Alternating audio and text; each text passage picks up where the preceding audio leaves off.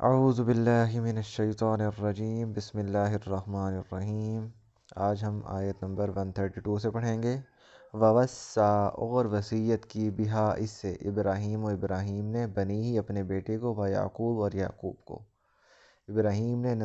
وصیت کی اپنے بیٹے کو اور یعقوب کو، یا بنیا، اے میرے بیٹے، ان اللہ اصطفیٰ، بے شک اللہ تعالیٰ نے چن لیا ہے، لکم، تمہارے لیے، الدین، دین کو،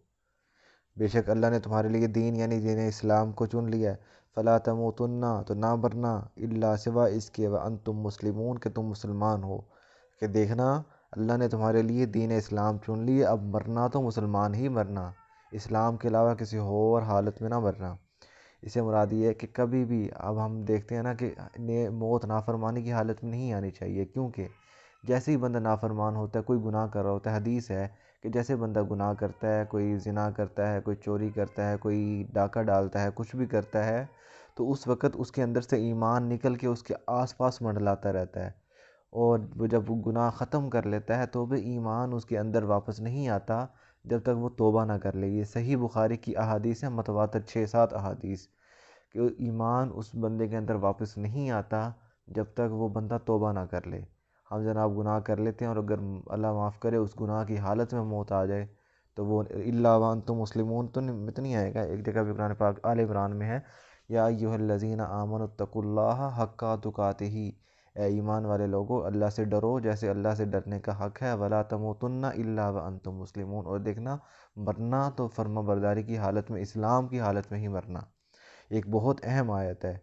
کہ اگر ہم نے مرنا ہے، تو اگر ہم یہ اب چن لیں کہ ہاں بھی ہم نے نہیں مرنا سوائے نافرمانی کی حالت میں، یعنی اگر ہم نے صرف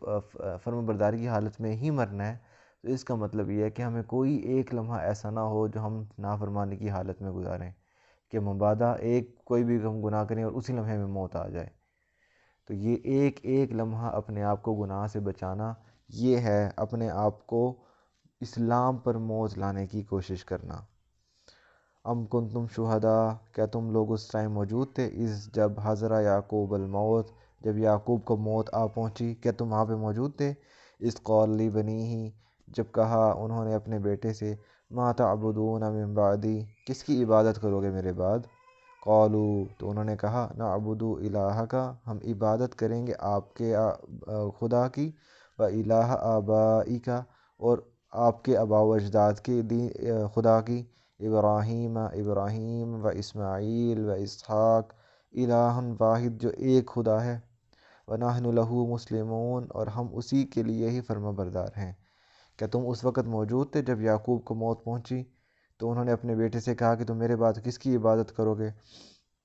تو وہ کہنے لگے، ہم تو آپ کے خدا اور جو آپ کے باپ دادا ابراہیم، اسماعیل، اسحاق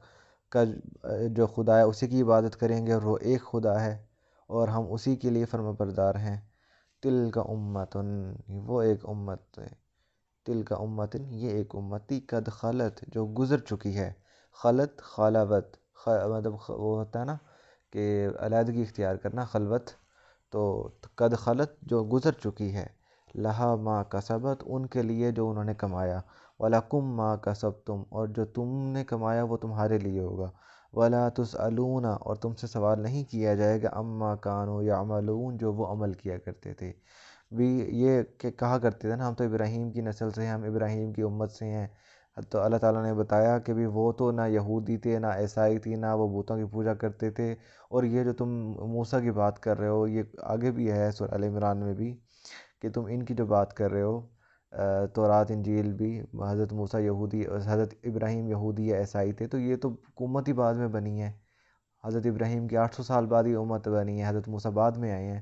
تو کیسے تم کہہ دیتے ہو کہ وہ یہودی عیسائی ہیں؟ وہ تلک امت قد خلت، وہ گزر چکی ہے، ان کے لیے جو ہے جو انہوں نے کمایا، تمہارے لیے جو تم کماؤ گے، اور جو وہ کیا کرتے تھے ان کا سوال تم سے نہیں پوچھا جائے گا۔ آج ہم بھی یہی کیا کرتے ہیں کہ ہم نے ان کے باپ دادا نے یوں کیا تھا، انہوں نے یوں کیا تھا، ان سے یہ گناہ ہوئے تھے، یہ ہوا تھا، وہ ہوا تھا۔ اگر وہ کسی گناہ بیان کیے جا رہے ہیں سبق کے لیے، ایک سیکھنے کے لیے کچھ، تو ٹھیک ہے، لیکن اگر ویسے ایک دوسرے کو گالیاں دینے کے لیے کہ تیرے باپ دادا خراب تھے، تیرا یہ، تمہارے بزرگ ایسے تھے، یہ تھے، وہ تھے، فلانا فلانا، تو یہ قرآن پاک کی آیت کیا کہہ رہی ہے؟ تلک امت قد خلت، تم سے اس کے بارے میں سوال نہیں کیا جائے گا، وہ جو تھے گزر گئے، انہوں نے اپنے اعمال کرنے تھے کر لیے، اور وہ ان اعمال کو لے کے مر چکے ہیں کہ چلے گئے وہ، تم سے ان کے بارے میں سوال نہیں کیا جائے گا، تم صرف اپنے وَلَكُمْ مَا كَسَبْتُمْ، تم اپنے اعمال کی فکر کرو، تم سے تمہارے اعمال کا سوال کیا جائے گا۔ تو آج یہیں تک 134 تک، کل انشاءاللہ آگے بڑھیں گے۔ وَمَا عَلَيْنَا إِلَّا الْبَلَاغُ الْمُبِينُ۔